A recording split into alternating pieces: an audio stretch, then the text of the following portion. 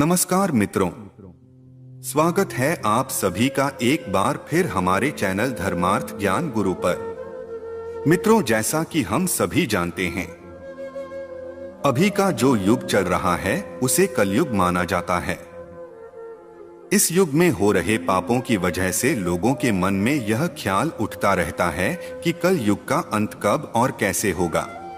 मित्रों, सनातन धर्म ग्रंथों के अनुसार 4 युग होते हैं: सतयुग, त्रेतायुग, द्वापर युग और कलयुग। हर युग का समय निर्धारित किया हुआ होता है। जब युग का निर्धारित किया हुआ समय पूर्ण हो जाता है तब युग परिवर्तन होता है। युग परिवर्तन के अनुसार सब कुछ बदल जाता है। युग की आयु, इंसानों की आयु एवं उनके विकास एवं सभी जीव जंतु युग के अनुसार बदल जाते हैं। तो आज हम बात करेंगे जो युग अभी चल रहा है, कल युग के बारे में कि कल युग का समय पूर्ण होने पर इसका अंत किस प्रकार होगा। मित्रों, हिंदू धर्म एवं पुराणों के अनुसार कलयुग की आयु 4,32,000 साल बताई गई है। युगों की आयु हर युग में पाप बढ़ने पर समय अनुपात के द्वारा घटती चली जाती है। 4 युगों में प्रथम युग होता है सतयुग, जिसकी आयु 17,28,000 वर्ष की होती है। उसके बाद आता है त्रेतायुग, जिसकी आयु 12,96,000 वर्ष हो जाती है। उसके बाद आता है द्वापर युग, जिसकी आयु 8,64,000 वर्ष होती है। और अब चल रहा है कलयुग, जिसकी आयु 4,32,000 साल की है। शास्त्रों में सबसे पहला और सबसे बड़ा युग सतयुग माना गया है। यह 17,28,000 वर्ष का होता है। इसमें मनुष्य की आयु करीब 1,00,000 वर्ष के आसपास बताई गई है और उसकी लंबाई 32 फीट होती थी। इस युग में भगवान ने मत्स्य, कूर्म, वाराह और नरसिंह के रूप में अवतार लिए थे। इस युग की मुद्रा रत्नमय और पात्र स्वर्ण के थे। इस युग में पाप 0% और पुण्य 100% हुआ करता था। इसी युग में सत्यवादी राजा हरिश्चंद्र भी हुए थे, जिन्होंने सत्य की रक्षा के लिए खुद के परिवार और अंत में खुद का भी बलिदान कर दिया था। सतयुग के बाद दूसरा बड़ा युग त्रेतायुग है। इसकी आयु करीब 12,96,000 वर्ष की बताई गई है। इस युग में मनुष्य की आयु लगभग 10,000 वर्ष होती थी। मनुष्य की लंबाई 21 फीट होती थी। इसी युग में भगवान राम ने अवतार लिया था। इस युग में भगवान राम ने रावण का वध किया था। राम के अलावा वामन और परशुराम के भी अवतार हुए थे। इस युग की मुद्रा स्वर्ण और पात्र चांदी के थे। त्रेता युग में पाप 25% और पुण्य 75% था। तीसरा युग, जिसे द्वापर युग कहा जाता है, इसकी आयु करीब 8,64,000 वर्ष थी और इसमें मनुष्य लगभग 1,000 वर्ष तक की आयु तक जीवित रहते थे। इस युग में मनुष्य की लंबाई 11 फीट हुआ करती थी। इसी युग में भगवान ने श्री कृष्ण के अवतार में कंस का संहार किया था और महाभारत काल भी इसी युग में चला था। इस युग की मुद्रा चांदी और पात्र तांबे के थे। द्वापर युग में पाप की मात्रा बढ़कर आधी हो गई थी। उस समय पाप 50% और पुण्य भी 50% हो गया था। शास्त्रों के अनुसार कलयुग को आखिरी और सबसे छोटा युग बताया गया है। इसकी कुल आयु करीब 4,32,000 वर्ष की है। मनुष्य की अधिकतम आयु 100 वर्ष के आसपास है और लंबाई 5 से 6 फीट तक है। आज के युग कल युग में पाप बहुत अधिक बढ़ चुका है। इस युग में पाप की मात्रा 75% और पुण्य 25% माना गया है। माना जाता है कि इस युग में भगवान कल्कि के रूप में एक ब्राह्मण परिवार में अवतरित होंगे। इस युग की मुद्रा लोहा और पात्र मिट्टी के बताए गए हैं। मित्रों, कलयुग का अंत एवं अंतिम चरण कैसा होगा, इसका उल्लेख पुराणों में मिलता है। तो चलिए जानते हैं कि कलयुग का अंत एवं अंतिम चरण कैसा होगा।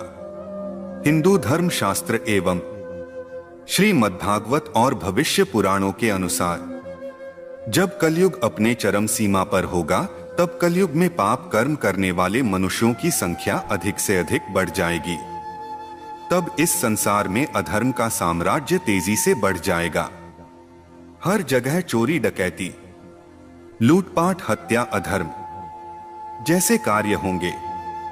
कल युग यानी काला युग, कलह क्लेश का युग, जिस युग में सभी के मन में असंतोष हो, सभी मानसिक रूप से दुखी हो, वह युग कलयुग है। इस युग में धर्म का सिर्फ 1/4 अंश ही रह जाता है। कलयुग का प्रारंभ 3102 ईसा पूर्व हुआ था। श्रीमद् भागवत पुराण और भविष्य पुराण में कल युग के अंत का वर्णन मिलता है। सबसे पहले हम यह जान लेते हैं कि कल युग अभी कितना बाकी है। मित्रों, मनुष्य का एक मास पितरों का एक दिन और रात होता है। मनुष्य का एक वर्ष देवता का एक दिन और रात है।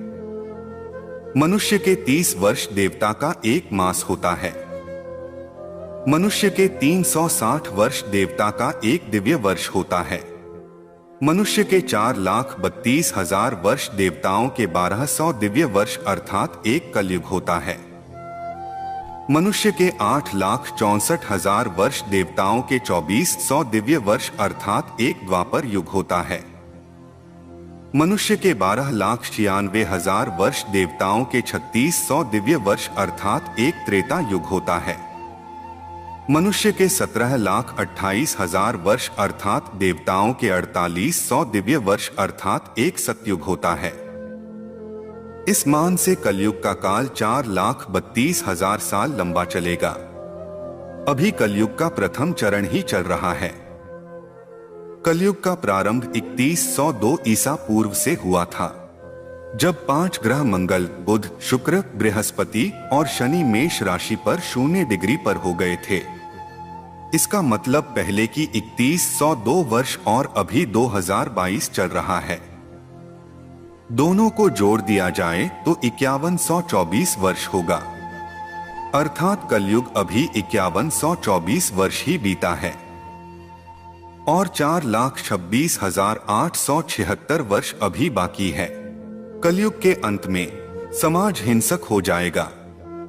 लोग एक दूसरे की संकट में सहायता नहीं करेंगे और इंसान इंसान की हत्या करने में जरा भी नहीं हिचकिचाएंगे।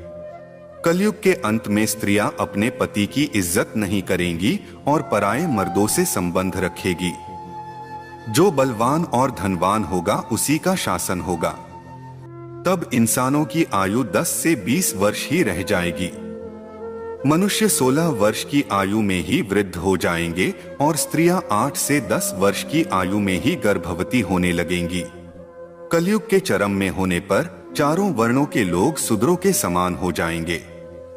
उस समय धर्म कर्म का लोभ हो जाएगा। मनुष्य जपर हित नास्तिक वह चोर हो जाएंगे। सभी एक दूसरे को लूटने में रहेंगे। मानवता नष्ट हो जाएगी। जो बलवान होगा उसी का राज रहेगा। जुआ, शराब, परस्त्रीगमन और हिंसा ही धर्म होगा। अपनी प्रशंसा के लिए लोग बड़ी बड़ी बातें बनाएंगे, किंतु समाज में उनकी निंदा नहीं होगी। उस समय सारा जगत म्लेच्छ हो जाएगा, इसमें कोई संक्षेप नहीं। कलयुग में लोग शास्त्रों से विमुख हो जाएंगे। अनैतिक साहित्य ही लोगों की पसंद हो जाएगा। बुरी बातें ही होंगी और बुरे शब्द ही बोले जाएंगे। स्त्री और पुरुष दोनों ही अधर्मी हो जाएंगे।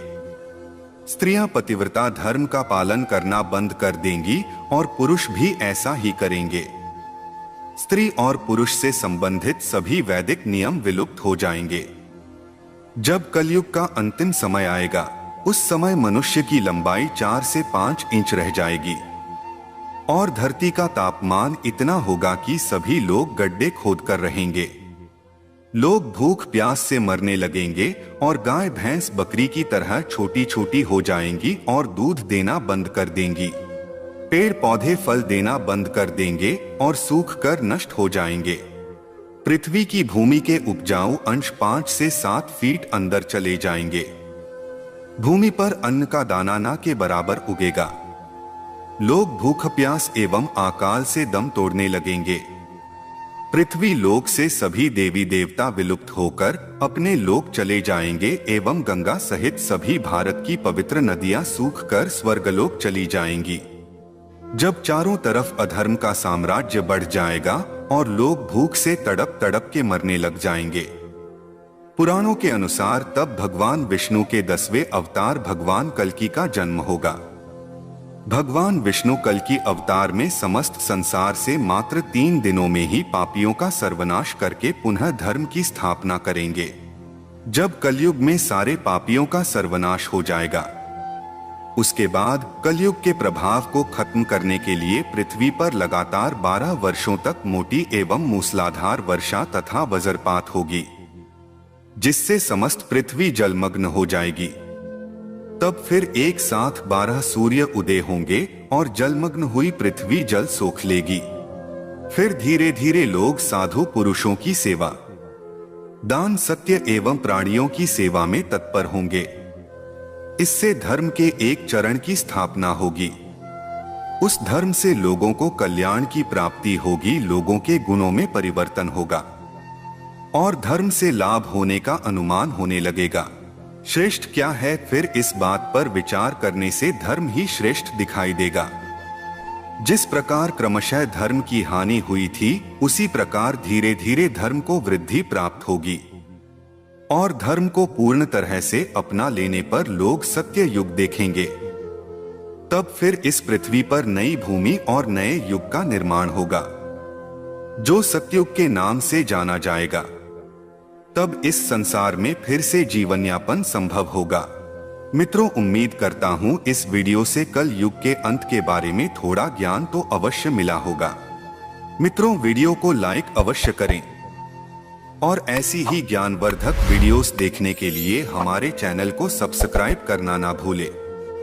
धन्यवाद।